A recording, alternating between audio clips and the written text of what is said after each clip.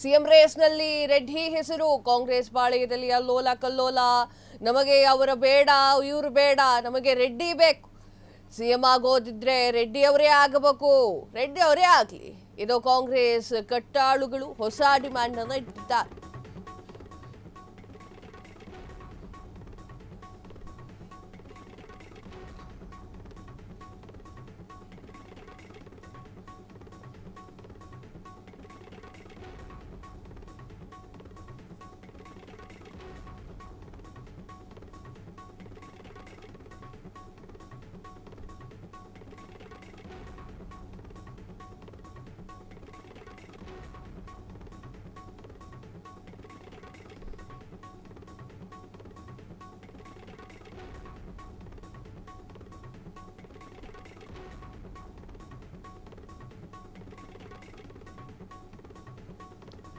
CM ರೇಸ್ನಲ್ಲಿ Reddy ಹೆಸರು. ಕಾಂಗ್ರೆಸ್ ಪಾಳೆಯದಲ್ಲಿ ಅಲ್ಲೋಲ ಕಲ್ಲೋಲ. ನಮಗೆ ಅವರು ಬೇಡ, ಇವರು ಬೇಡ, ನಮಗೆ ರೆಡ್ಡಿ ಬೇಕು.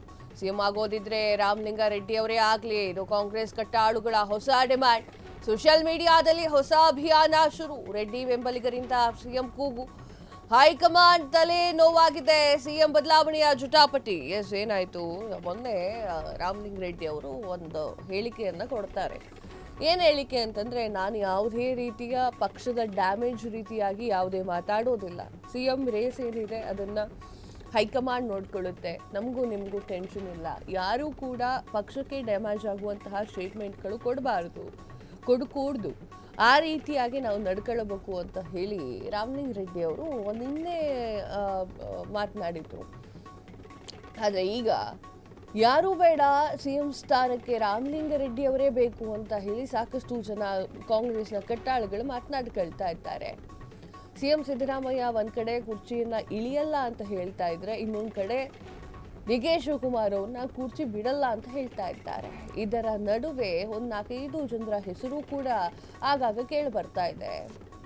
ಅದರಲ್ಲಿ ಪ್ರಮುಖವಾಗಿ ಜಾರಕಿಹೊಳಿ ಅವರಾಗಿರ್ಬೋದು. ಜಾರಕಿಹೊಳಿ ಅವರ ವಿಚಾರವನ್ನ ಸ್ವತಃ ಯತೀಂದ್ರ ಅವರೇ ಮಾತನಾಡಿರೋ ಕಾರಣಕ್ಕಾಗಿ,